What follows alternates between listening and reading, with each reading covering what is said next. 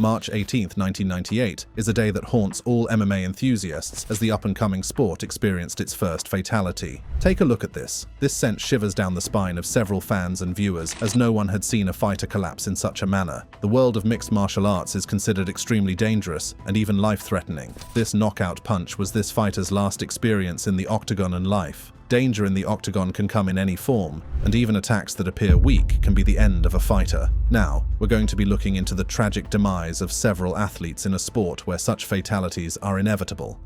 Sam Vasquez. This MMA star was hardly known before his unfortunate ordeal occurred. He was often referred to as a fight fanatic and named his son Rickson due to his love for the sport. I think he had a passion for martial arts that's not rivaled by many. Saul Solis, a good friend, mentioned after the incident. Vasquez, who was 35 years old, competed in a featherweight contest at the Toyota Center. He collapsed after taking a punch to the chin while fighting on October 20, 2007. He experienced what appeared to be a seizure and lost consciousness afterward. The medics on site tended to him until he lost consciousness, prompting them to rush him to the St. Joseph Medical Center critical care unit. He was admitted immediately, and despite all hopes for his recovery, his condition worsened. He was diagnosed with a subdural hemorrhage, and 2 weeks after he was admitted, on November 4, 2007, he underwent his first surgery to relieve pressure on his brain. A section of his brain had to be removed to allow the brain to swell without compression. Additional swelling led to the placement of a tube to allow for the draining of cerebral spinal cavities in the brain to make room for more swelling and to allow monitoring of pressure in the brain. Vasquez suffered a massive stroke shortly after this and was placed in a medically induced coma. Doctors had done all they could to save him, but it was to no avail. He was confirmed dead on November 20, 2007. Vasquez's death was officially ruled as a death due to complications of blunt force trauma to the head with a subdural hemorrhage. He was the first fighter to die from injuries sustained in a sanctioned mixed martial arts competition in North America. This death brought to light several concerns regarding the growing sport and what needed to be done to combat them. Mike Straka, a television and radio host, spoke about some of these concerns on his show. This is the first time an MMA player has been killed in a state-sanctioned fight, and it brings to the forefront just how much these guys put on the line every time they step into a ring, a cage, or an octagon. He also said, Vasquez's death is a tragic occurrence, but death is not unique to fighting. Here's hoping his death will bring more positives to the sport. How about life insurance for families of fighters? Health insurance for the fighters themselves? How about better pay? Vasquez will forever be remembered as a loving husband and father. His wife Sandra spoke after his death, saying, "He didn't fight for money. He loved it. And how many people get to do what they love and have a wonderful life doing that? Most people might think this is the most tragic way to go out as a fighter, but the next fighter's demise will shock you." Michael Kirkham. The 30-year-old had no idea his first professional MMA fight would be his last. He competed at Dash Entertainment King MMA Confrontation at the Convocation Center at the Aiken Convocation Center in Aiken, South Carolina. This bout happened on June 26, 2010, and his opponent was Carlos Iraburo. Iraburo took the fight to the canvas moments after it had begun and landed a few strikes on Kirkham's head, leading to a referee stoppage 41 seconds into the match. He lost consciousness shortly after this and, unfortunately, never recovered. He was pronounced dead just 2 days after this fight. Before this fight, he lost his final amateur bout on April 24th in Colombia. He lamented about this on Facebook, stating that his opponent should have been disqualified for the illegal punches thrown at the back of his head. Dennis Kirkham, Michael's father, also made this same complaint after his son's death, stating that the guy beat the heck out of the back of Michael's head to the point where it was beat red. He confirmed that the other fighter was warned more than once, but no punishment was given for his actions. Kirkham was given a 30-day medical suspension for the TKO loss, but didn't follow up with his doctor. He hopped back into the octagon just 2 days after this suspension ended. "I told him he wasn't ready," Dennis said. He said, "I'm fine, Dad. I'm okay." Further investigation showed that Kirkham's cause of death, which was listed as subarachnoid hemorrhage, could have been a result of second impact syndrome. Dr. Joe Estwanik, former medical advisor to the North Carolina Boxing Authority, said, "From a few days to 3 to 4 weeks after somebody suffers a significant blow to the head, a second blow can trigger an overwhelming response by the body that we still don't really understand." Another leading researcher, Dr. Robert C. Cantu, stated that an injury to Kirkham's brain could have been detected if he had done a brain scan. Unfortunately, these tests are expensive and could cost about $1,000 $10,000. Evidently, he didn't have this money as he owed thousands of dollars in child support. He also hadn't held a steady job in years. Sadly, he was slated to make only about $300 from his first professional bout. His financial struggles came as a result of his divorce from his ex-wife. A judge ordered that he had to pay over $10,000 in child back support and was set to pay $511 per month in child support for his 2 children. These unfortunate coincidences are said to be what led to Kirkham's death in the Octagon. Following this, the South Carolina Athletic Commission revised combat sports rules and changed the suspension period to 60 days for knockouts. As fatal injuries in the Octagon become a repeated occurrence, more tragedies will unfold. This time, the next fighter's death left everyone searching for answers. Tyrone Mims. This death is considered one of the most mysterious events in MMA history. Tyrone Mims was 30 years old and competed in an amateur mixed martial arts show on August 11, 2012. This event occurred at Conflict MMA Fight Night at the Point 4 in Mount Pleasant, South Carolina. Tyrone reportedly became weak and tired in the second round of his fight against Blake Poor, and the referee stopped the fight because he could not continue. Both the referee and cage-side physician, and he responded to them, saying he was fine and just tired. His teammates helped him back to the locker room, where he mentioned having chest pains. He lost consciousness shortly after saying this. Emergency medical services attempted to revive him at the scene and decided to transport him to the Medical University of South Carolina Hospital. Unfortunately, Tyrone was pronounced dead at 9:27 p.m., shortly after he arrived at the hospital. A gross autopsy, which involved looking into visible injuries, was conducted and failed to reach a cause of death. Another autopsy was conducted, and the results were inconclusive. No evidence of a concussion or brain trauma was detected, and a toxicology report did not reveal the presence of drugs or alcohol in Tyrone's system.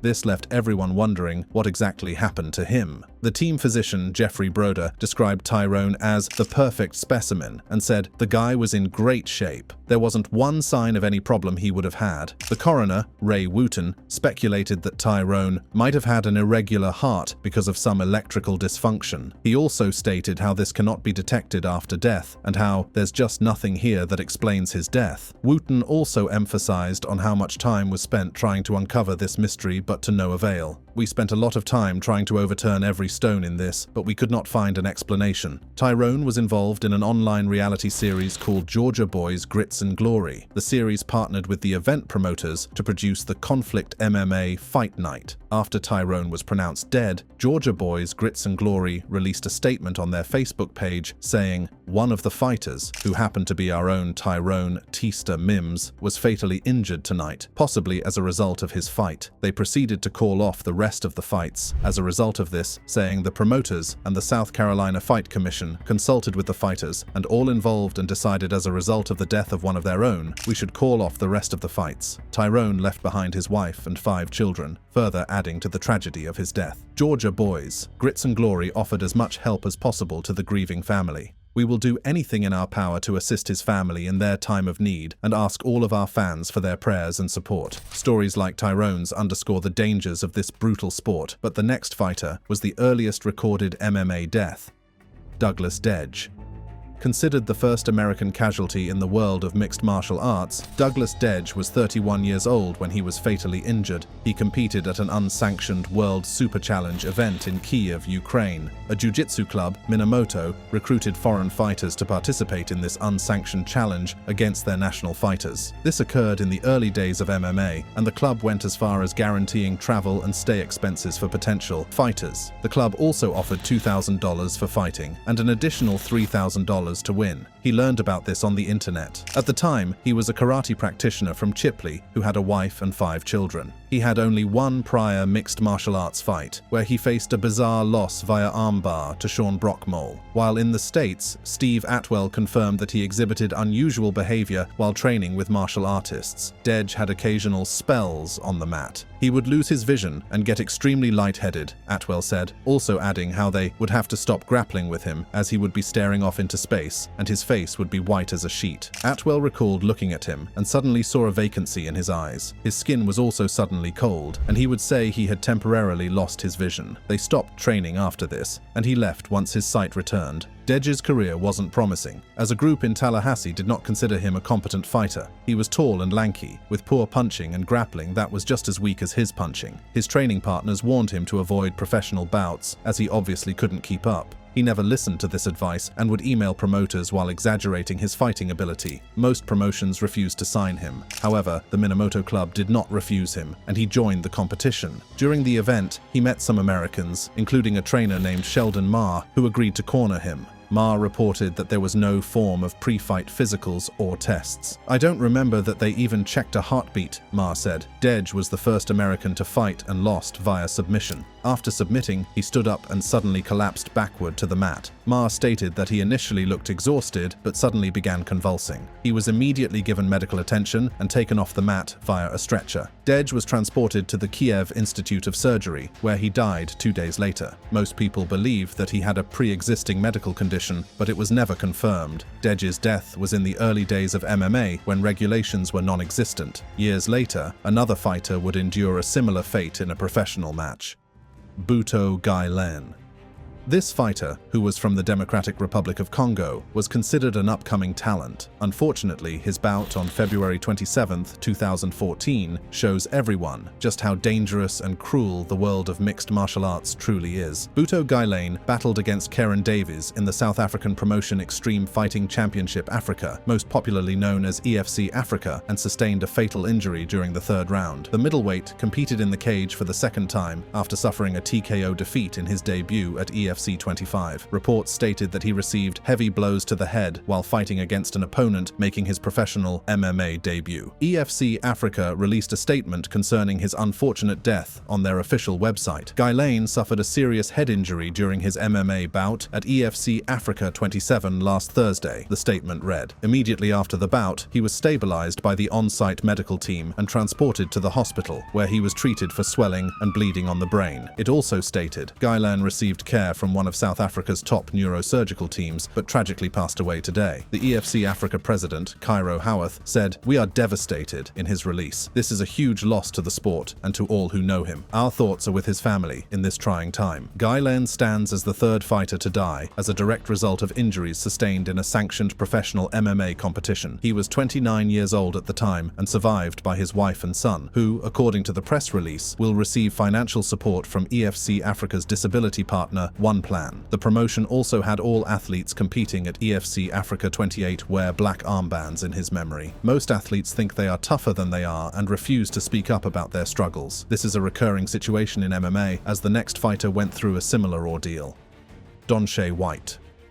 This amateur MMA fighter was 37 years old when he competed in a heavyweight fight in Kentucky. Donshay White fought against Ricky Muse in an event put on by Hard Rock MMA Promotions, particularly Hard Rock MMA 90, after which he tragically passed away. This event occurred on July 16, 2017. White fought against Muse until the second round. The referee was forced to stop the bout just 2 minutes in. He showed concern as White failed to protect himself against Muse's punches. He was responsive to the referee, but also received medical attention due to his sudden exhaustion. Unfortunately, White suddenly collapsed upon entering the locker room and became unresponsive. He received CPR backstage while an ambulance arrived to transport him to a nearby hospital. He passed away while still in the ambulance and arrived at St. Mary and Elizabeth Hospital with no pulse. He was pronounced dead at 9:02 p.m. The cause of his death was initially unknown, but was eventually ruled as hypertensive heart disease. An autopsy was conducted, and it revealed that he had high blood pressure. He wasn't taking any medication for this, and it might have resulted in his unexpected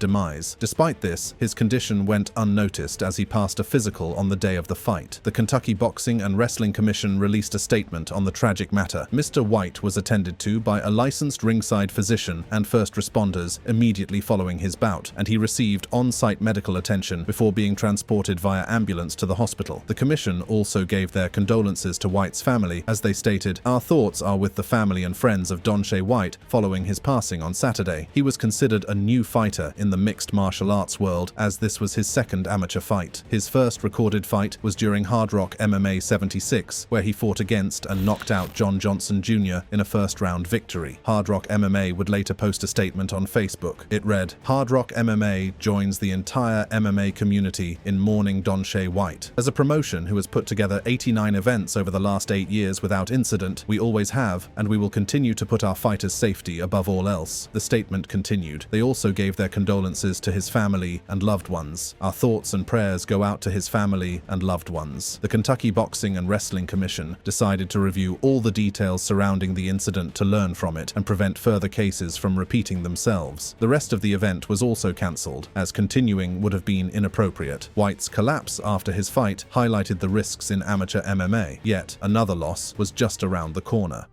Rondell Clark.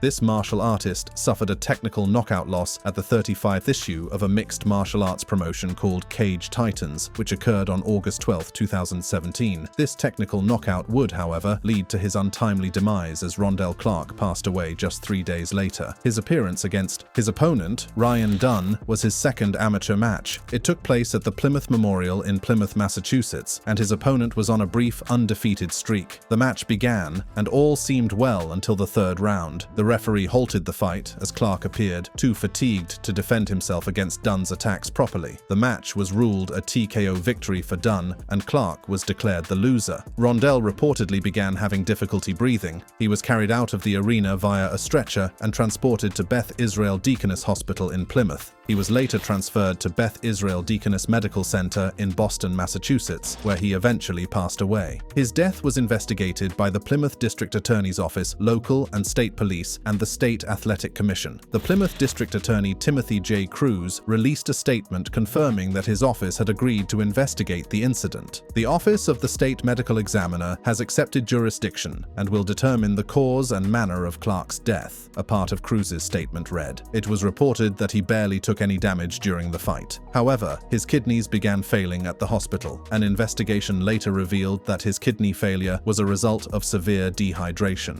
This kidney failure later resulted in his entire system shutting down. To make matters worse, he possessed a sickle cell trait, which some professionals say might have been a factor that accelerated the dehydration process. The autopsy officially concluded that he died from extreme rhabdomyolysis, a condition which is known as the rapid breakdown of muscle tissue caused by physical overexertion combined with severe dehydration. These physical overexertion can be a result of rapid and high-intensity exercise. Cage Titans, the promotion where this ordeal occurred, released a statement regarding his death on their official Facebook page. It read, "The New England MMA community lost one of our own on Tuesday morning, Rondell Dartwan Clark, passing away at Beth Israel Hospital due to complications following his amateur bout on Saturday night." The statement also praised Clark, stating how Rondell was a cherished soul throughout his athletic career, known for his utter tenacity on the gridiron, grappling mats, and inside the MMA cage. The statement ended with the promotion offering their deepest condolences to his family, who weren't open to outside communications at the time. As a result of this ordeal, the Association of Boxing Commissions, a group that oversees athletic commissions in North America, donated $5,000 to the Rondell Clark Foundation. This foundation was set up to raise awareness about the dangers of extreme weight cutting and severe dehydration in combat sports. Clark's death, due to his weight-cutting issues, drew attention to the extreme lengths MMA fighters go to fulfill their goals. Next, we'll look into the story of a fighter who made the fatal mistake of stepping into the octagon with illicit drugs still in his system. Mateus Fernandes.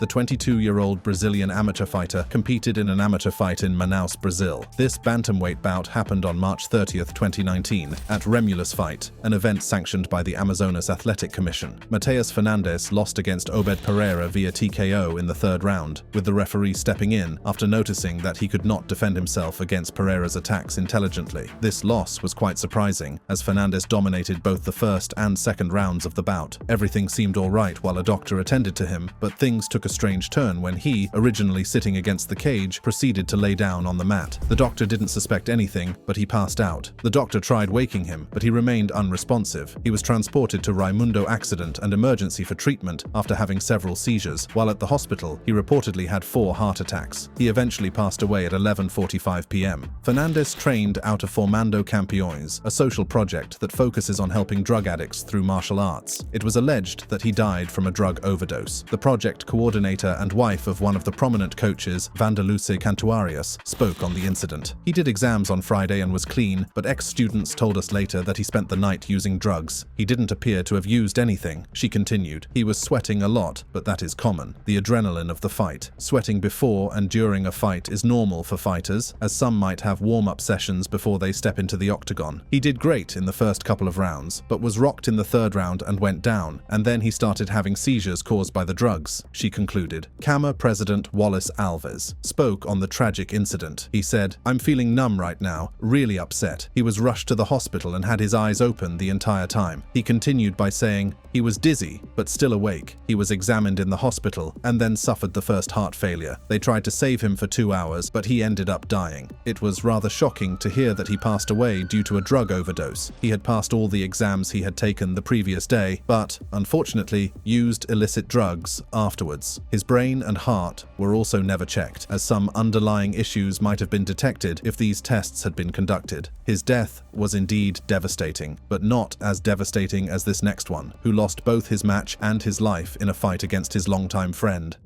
Justin Thornton.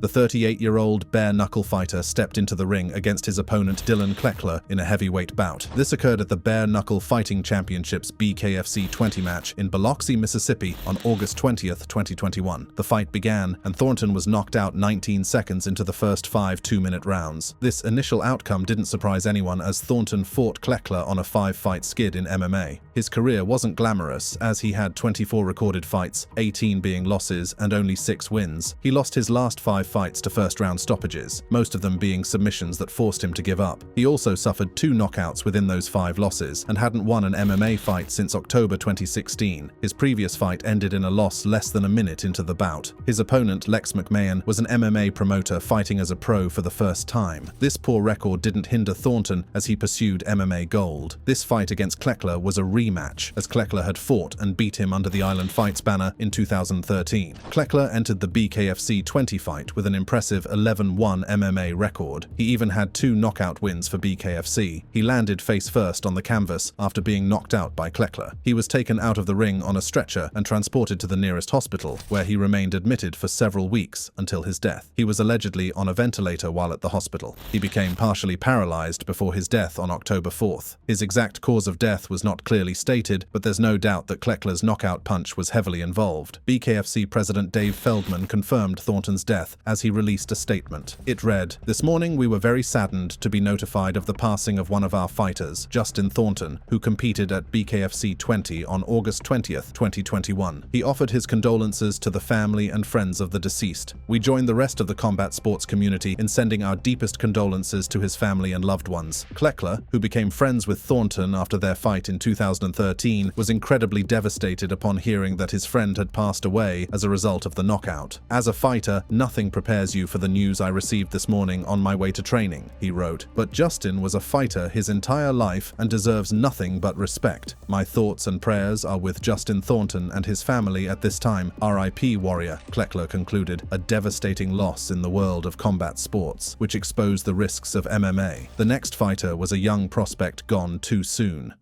Mike Mittelmeier.